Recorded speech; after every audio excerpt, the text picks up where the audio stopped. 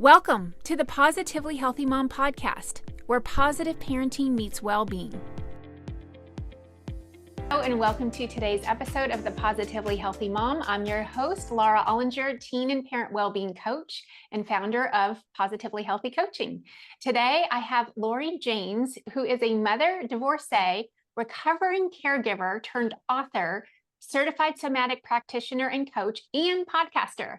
Laurie's podcast, Confessions of a Freebird, was inspired by her youngest of 4 children leaving the nest and is the sequel to her book, Sandwiched, a memoir of holding on and letting go. Laurie's book is about her journey from loneliness to finding belonging during a time when she was raising 4 teenage daughters. Her mother had a heart attack and needed care, all while her marriage began to crumble. Now, Laurie helps women who get through divorce, heal, and date differently in midlife. She blends her coaching and somatic training to help her clients develop a better relationship with their bodies and nervous system. Doing so allows them to find the inner freedom to experience more happiness, joy, and create the life they desire. So, Laurie, this is amazing. I'm super excited to talk to you today. Thank you. Well, thank you so much for having me, Laura. Yeah, that's a mouthful. And it doesn't come without a lot of story and a lot of history. But I know that your podcast is all about teenagehood, so maybe I'll start there. Yeah. And because one of the things I really wish is I wish I had some of the tools I have now when my kids were teenagers and when I was going through this very difficult time in my life that I write about in my book, because it really covers an 8-year period of time. Like you said, when I was raising my kids, I was caring for my mom. My dad was not able to care for my mother, and then my marriage began to fall apart. And parenting in general is can be very stressful. In Mm-hmm. the somatic world, we call that dysregulation. You Mm-hmm. know, our bodies are dysregulated because we're living in a state of stress. We're trying to make sure that we're doing the right things, feeding our kids the right foods, getting them to their practices, doing the laundry, keeping everybody's schedule together. I mean, just talking about that, Yeah. I feel like a tightness in my chest. Mm-hmm. It's a lot. It's a lot. And so what happened to me is I didn't I didn't ever so my journey really started in my mid-40s, which is part of my book in terms of, my spiritual, um m- my spiritual practice, I started getting into energy work, therapy, all of that because I was kind of looking for answers, right? Mm-hmm. When things start going wrong in our lives, we look for answers, and I was grasping of like, maybe this is the answer, maybe that's the answer, maybe it's something else. And I was doing a lot of learning and growing. I think it's important for us to be introspective, Yeah. but sometimes that's hard when we're living in survival mode. Yes.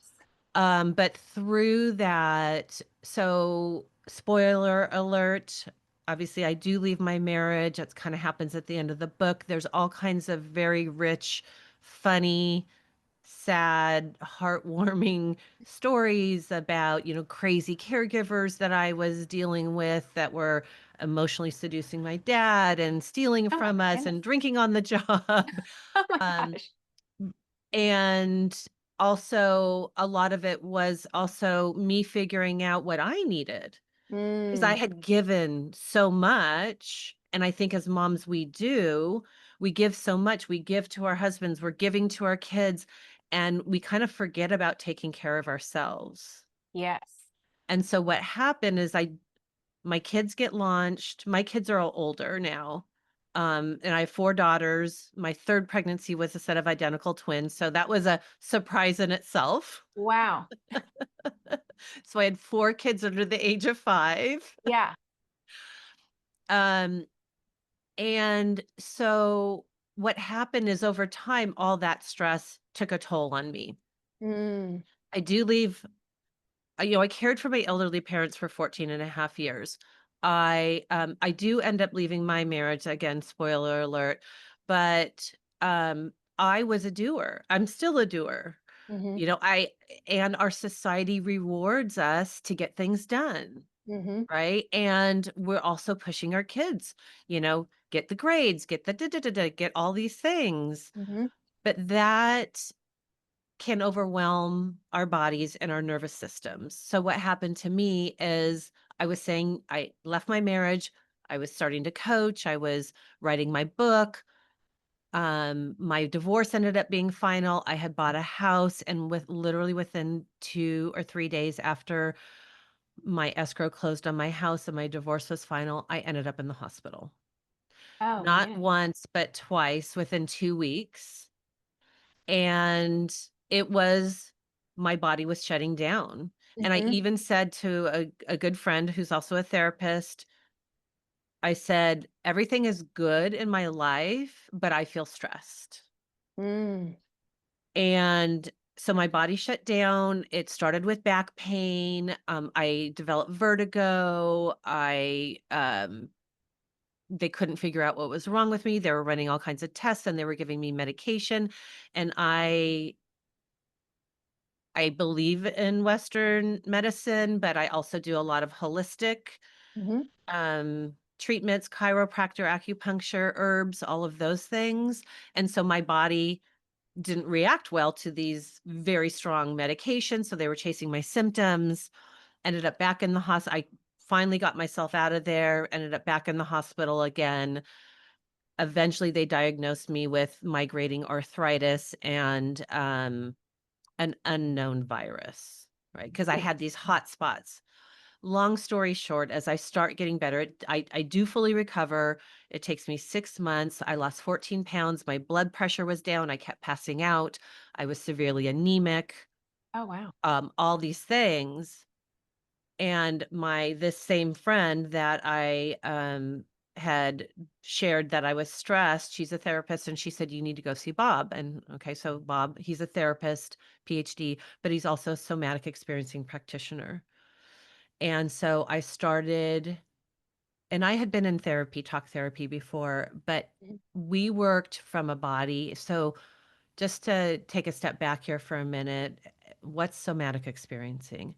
A lot of Yes, people are talking about nervous system regulation. A lot of people are using the word somatic, but so somatic is derived from the Greek word soma, which means body. right. So it's literally, in the literal sense, it's body experiencing. So we're experiencing what's happening inside the body.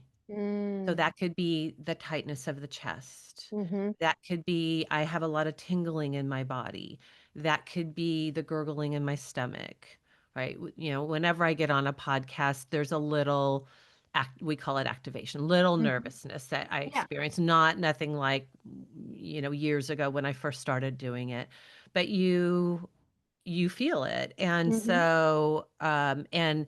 so often, especially when it's very in our kids or within ourselves, I know you have a lot of parents, but like you hear some bad news or from one of your kids, or they mhm. come home, they're upset. And you might feel a tightness in your chest. You might get a pit in your stomach. Yeah.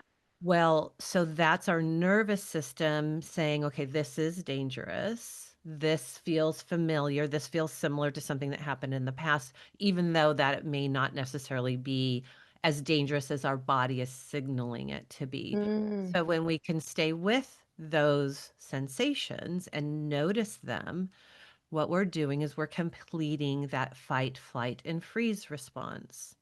This isn't something that is taught to us. So going back to my story, when we've lived in survival mode and we're living in this go, go, go, do, productive world that our society rewards us for, there's no room for us to even take 5 minutes and just check in with our bodies. Like, what's mm, going on? What am I mm, feeling? And the mhm, more that we can do that, the more what we're doing is we're regulating our nervous system throughout the day. mm, The newest part of our nervous system is called the vagus nerve. It's the longest nerve in our bodies, and it's connected to all of our organs, including our stomach. which is why we get that gut response. It has Right. receptors there. And then it sends the signal up to our brain. And then our brain goes away with our thoughts and oftentimes will reinforce that feeling of this is dangerous. I need to move you away. You can't talk to Joey anymore or the car accident or whatever it is that we're experiencing in that time. And when we stay in that place for too long, up in a Hmm. heightened state of our sympathetic nervous system, our bodies can eventually move into shutdown. And it's a protective state. My body was saying, this is too much. I'm going to shut you down so that way you can rest. Yes. Yeah. So, warning, warning, listen to your bodies, everybody. Because I didn't know how to back out of it. Oh, I didn't know okay. how to back out of the stress that I was experiencing, but my body did. Yeah. It forced you to shut down. It forced me to shut down. So I took Okay. everything off my plate. I took everything except for my house. I was doing some work on my house and I focused on my health. And Mm, I continued to work with my somatic practitioner and I had as I got better, I completed my coaching training and my SEP, my somatic experiencing practitioner, Bob said, you should really do this training. And I mm, had found so much, I mean, it was a profound healing process for me is doing this work. And the beautiful thing about a lot of this is it's often simple exercises that we're not taught to do. hmm. So what would be, you have this mom who's, the classic, we've all done this where we're just running around like crazy people. What are the things that she can do or we can do Yeah. proactively? And then what are the things that we do reactively when we noticed like, oh my gosh, we are Yeah. just over the top right now? Great, great question. So so those fall into two different categories. The proactive would be what I would call nervous system regulation. So there's different things that you can do there. One, often when I'm working with somebody, just create a list of things that help you feel more present and pleasant. Right? So that could be going for a walk with a friend, and there's a lot of value in that, especially for Hmm. women. That Hmm. could be going to a yoga class. That could be going to the gym. That could be literally walking your dog and taking the minute to stop and smell the flowers. One thing that I used to do, another thing that I would recommend is if you're sitting at school or you're sitting at a practice and you're waiting to pick up your kid and you're there early, just take a minute in your car and just feel where the seat is supporting you underneath you. Feel where the back of your chair is supporting you. Feel where your feet are touching the ground. And then just notice any sensations that you experience in the body because sensations are the language of the nervous system. You can't tell your nervous system to calm down, but you can show it by, oh, I'm noticing, like I said earlier, noticing sensations. I'm shortness of breath. Can I just notice that for a minute without judgment? And if I pay attention to it, see what happens. Mm, 99% of the time, you're going to then take a deeper breath. And that is showing your nervous system it's okay to downregulate. It's okay to come into more of a rest and digest state because our mm, nervous systems are not meant to vibrate at this high level all day. It's meant to, and as if anybody's just listening to this, more of an up and down roller coaster throughout the day. Right? mhm, Can we mhm, come up? Can we go walk the dog, take the kids to school, exercise, and come down and just take 5 minutes, even 2 minutes to just rest after that exercise and just check in with the body. And then maybe we come up and we do house chores or we go run errands and then we come down and we sit and actually be present with our lunch for a moment. And then we come up and we go pick up our kids and we do our activities and run all the, run all the carpools or whatever it is that everybody's doing. And then can we just take a minute? And if we do have that 5 minutes, just rest, like come down. So that's one thing. And then also throughout the day is making sure you are doing something for yourself. Even when I was raising my four kids, exercise was always really important because it was an outlet, it's a stress outlet. Yoga was one thing that really worked well for me because it allowed me to just focus on my breath and movement. Mm-hmm. Not yoga's not for everybody. Yeah. But even and if anybody listening has a meditation practice, as you're meditating and you're sitting there, notice the sensations in your body. Turn inward and not just focus on the thoughts, but check in with the sensations in the body. And Mm-hmm. that can help to regulate your nervous system. Mm. And then so that's the The first one, proactive. the Mm-hmm. proactive. The reactive things are somatic practices. I do have a little nervous system beginner's guide to somatic healing that people can download. And I also have like a inexpensive $29 nervous system regulation kit that's great for people that's got some practices. And I'm also on Insight Timer, and I have, Oh, you if are? anybody's, yeah. So if anybody's on Insight Timer, I I've got, love Insight Timer. yeah, it's great, great app. And so I have some somatic practices, but again, just that basic grounding stabilization. Mm-hmm. Another really great one to help signal to your nervous system that you're safe is we call it orienting, and just take a minute and just look around the room that you're in, or if you're outside, just look around Mm-hmm. and just let your eyes land on anything that's pleasant or present. Could be like right now, I have a beautiful orchid on my desk. I've got a picture of my daughter and her fiance that got engaged recently. Just things that bring a little joy, and then just check in. It's like, okay, I'm just noticing, just coming down into more of a relaxed state. Um, so those are like simple. There's another one if anybody's ever done Om in a yoga class. In somatic experiencing, we do a VOO sound, a VOO sound, Okay. and we can do it together. Do you want to do it here? Yeah, Just so of people, course. okay. So we'll do it together and we'll just take a deep breath in and then we'll just do a VOO, and we want to do it as deep as we can and kind of feel it down in our diaphragm. Okay. And we'll do that. We'll just do it once for time purposes, but typically we Mhm. do it 3 times and then just notice the sensations in the body afterwards. And then I'll explain what it's doing after. So Cool. here we go. Take a Okay. breath in.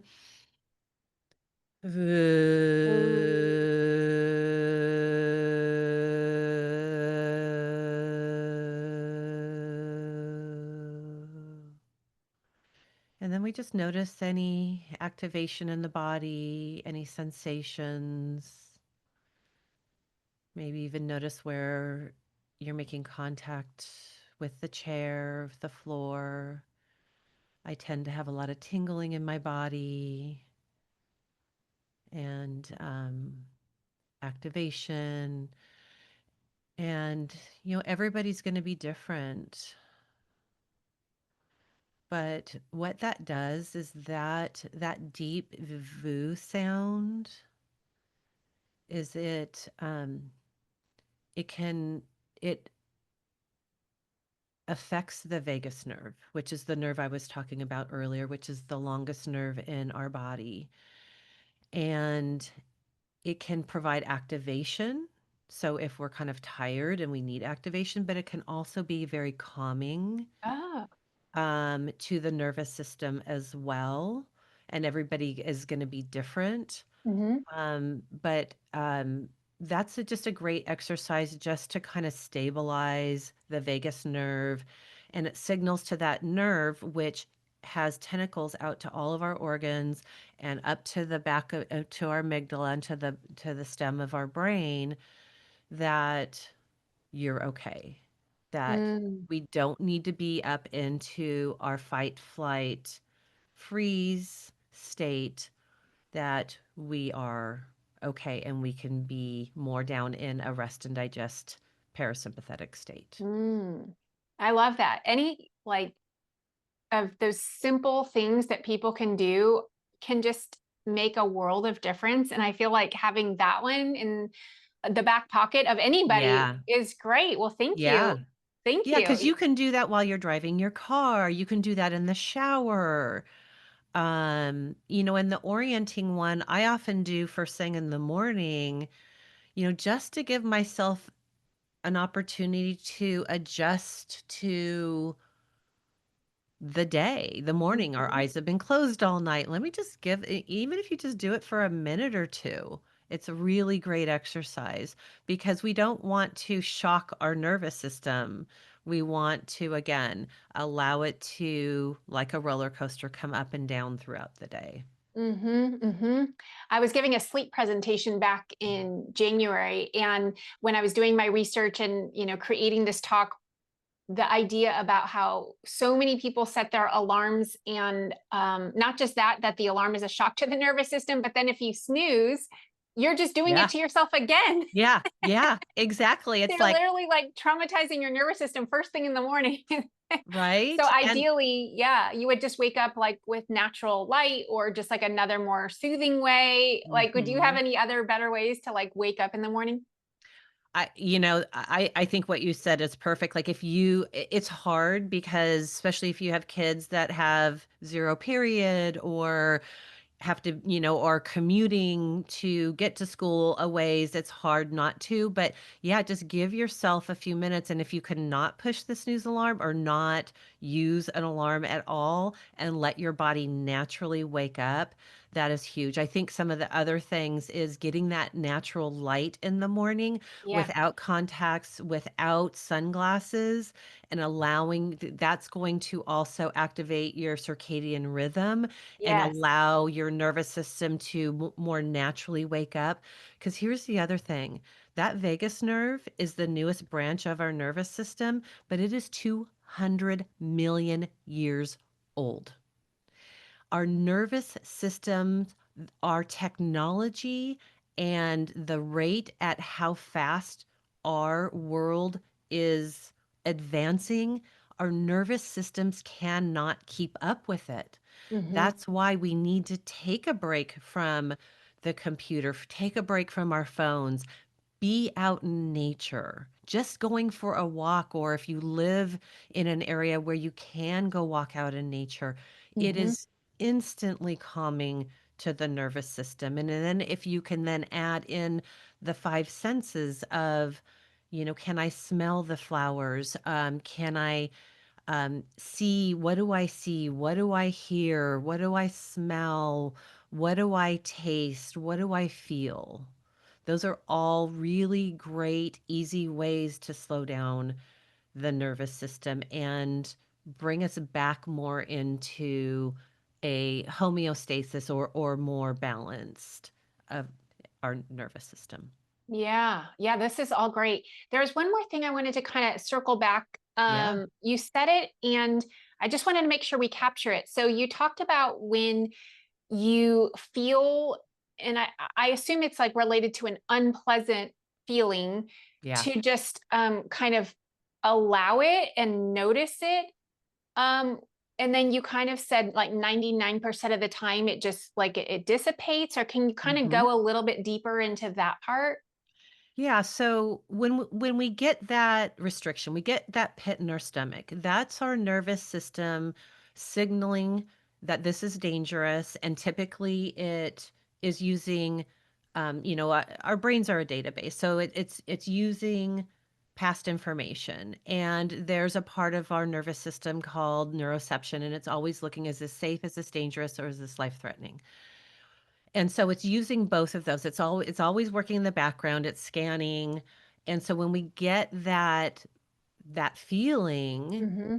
it's signaling to our nervous system that this is dangerous, Mm. right? And it's we need that, because it's what's kept us alive. It's what's kept us to survive, but we don't have the dangers. Again, going back to that nervous system is 200 million years old, our newest part, it doesn't know, our nervous system doesn't know real danger to perceived danger. So if Mm-hmm. it's perceived danger or something that feels dangerous, if we can complete that threat response that our nervous system has just put us in, which is the fight, flight, or freeze nervous system, and be with it, and we complete that cycle by staying with the feeling, it Mm-hmm. will complete. And when it dissipates, it's completing that cycle.